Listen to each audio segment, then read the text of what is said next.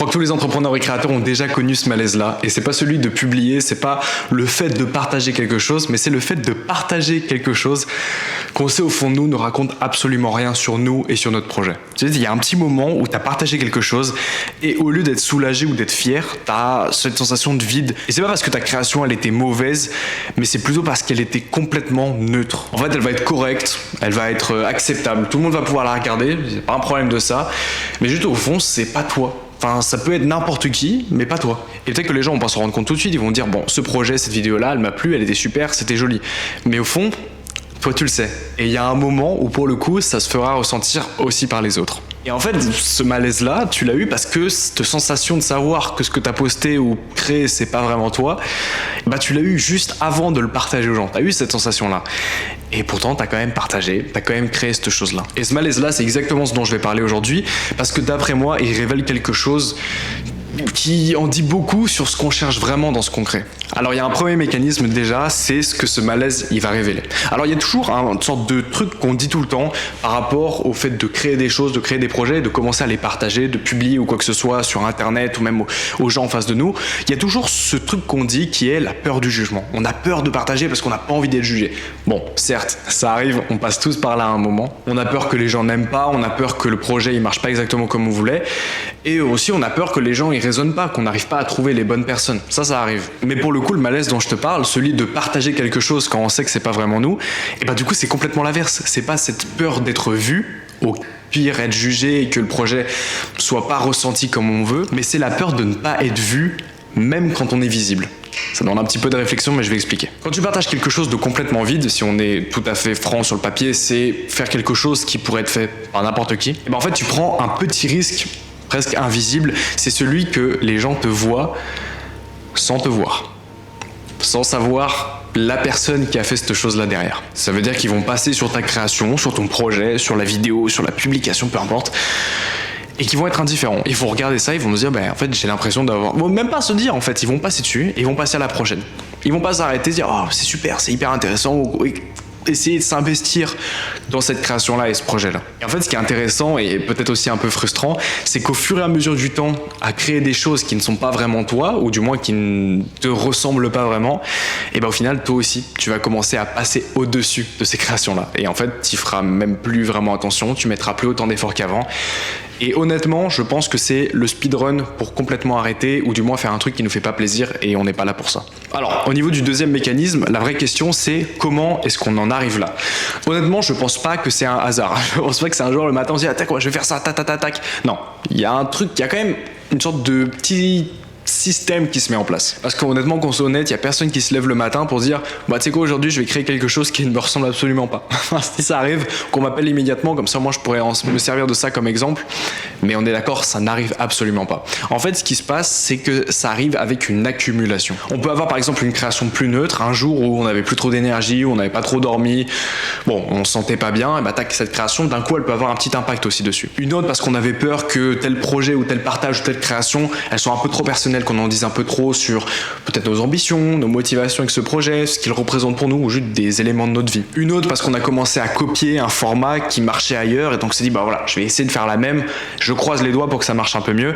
C'est aussi la raison pour laquelle quelque chose pourrait paraître un peu plus neutre. Et ensuite, un autre exemple ultime, c'est le fait de créer quelque chose pour que ça plaise à tout le monde. Ça veut dire vraiment la vidéo par définition ou le projet par définition, on essaie d'attirer tout le monde, résultat, on finit par attirer personne. Parce qu'en fait, on ne se démarque pas, il n'y a pas une empreinte de nous, ni une trace de nous, donc qui veut créer un lien avec rien, ou avec tout le monde.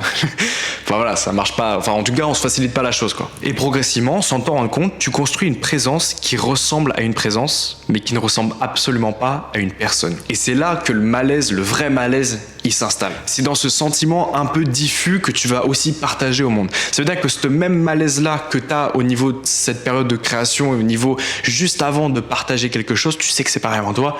Je te l'ai dit, il y a un moment où les gens ils vont le ressentir aussi. Ça se trouve un jour ils vont voir un super partage par rapport à ton projet ou par rapport à une vidéo que tu as décidé de créer pour toi ou justement ton projet et ton entreprise, ils vont décider de s'abonner.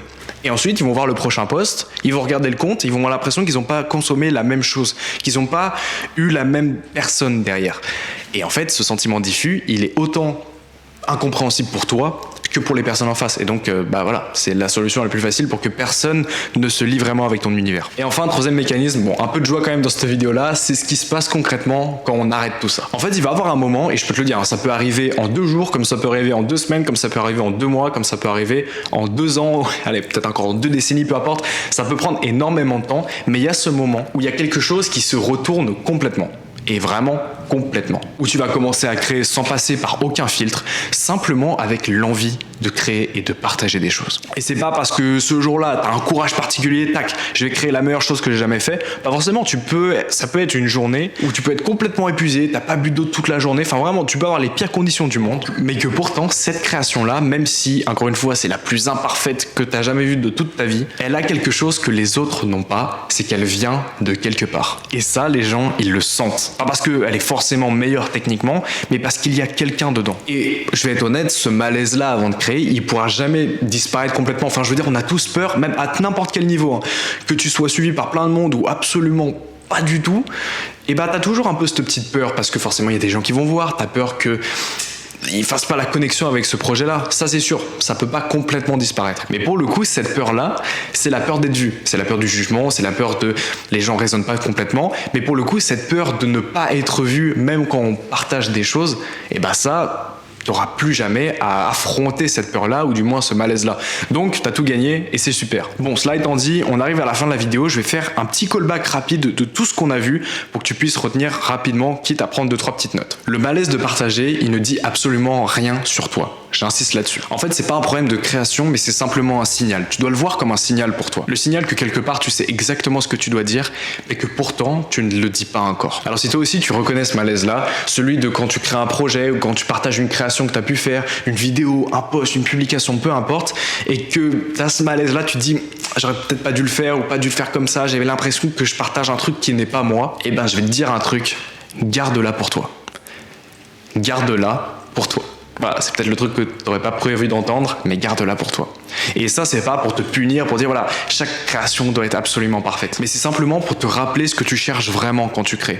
Pourquoi est-ce que tu fais ça? Quel est ton but avec ce projet-là, cette entreprise, cette création que tu as envie de partager? Qu'est-ce que c'est? C'est sûrement de susciter des émotions, de partager quelque chose, de changer un aspect du monde, de partager ta vision des choses. On peut avoir plein de raisons différentes, mais en tout cas, celle de créer comme si c'était quelqu'un d'autre, bah ça transmet pas ces choses-là, parce que du coup ce n'est pas toi et donc tu ne pourras pas transmettre ces choses-là. Et pour le coup, c'est ça aussi que les gens attendent de ta création, de ton projet et aussi de toi de façon générale. C'est pas que tu crées des choses absolument légendaires, loin de là. C'est pas forcément cette question de régularité, de être présent au moins 600 fois par jour sur n'importe quelle plateforme à montrer plein de choses. Les gens ils attendent pas ça de toi, ils attendent juste toi. Ça veut dire que quand ils voient quelque chose, une création, ils veulent s'assurer que c'est bien toi et que c'est pas encore un millième exemple du même format et de la même pièce de contenu qui est encore partagé. Enfin voilà, tu vois, les gens aussi commencent à en avoir marre, ils voient des choses comme ça tous les jours et ils veulent juste te voir toi. Alors je sais qu'on a abordé énormément de choses dans ces vidéos-là, je te conseille peut-être de la regarder une deuxième fois si tu veux vraiment commencer à prendre des notes et bien garder en tête toutes les choses dont on a pu parler. Mais ce que je peux te dire une chose, c'est que c'est pas ultra facile de créer quelque chose dont on peut être 100% fier, où on se sent complètement en confiance à l'idée de le partager. Ça prend du temps. Et comme je t'ai dit, ça peut prendre 1 mois, 2 semaines, etc., ça peut être très long. Alors moi, une chose que je peux te proposer pour peut-être te faciliter tout ça et justement trouver cette voie-là qui te permet vraiment de partager les choses exactement comme tu veux le partager, que ce soit pour ta personal brand, ton entreprise ou simplement pour partager des choses comme ça pour te faire plaisir à toi aussi, et ben alors je t'invite à aller voir le premier lien dans la description. C'est pour réserver un tout petit appel avec moi entre 45 minutes et 1 heure sans frais. J'aime toujours le dire, mais vraiment sans frais. Il y aura juste un petit formulaire histoire de voir déjà comment je peux t'aider et que je puisse déjà réfléchir à 2-3 idées. Ça nous permettra aussi de regarder les petits problèmes qui sont déjà existants par rapport à ta façon de créer, par rapport à ta façon de te partager. Comme ça, tu ressortiras de cet appel-là avec une première vision des petites choses que tu pourrais mettre en place, quitte à les tester juste après. Et juste en dessous de ça, il y aura tous mes réseaux. Voilà, si tu veux aller un peu regarder ce qui se passe à gauche, à droite. En tout cas, voilà, c'est la fin pour cette vidéo. J'espère qu'elle était intéressante, que tu as pu apprendre des choses. C'était Andrea, on se retrouve à très bientôt pour une prochaine vidéo.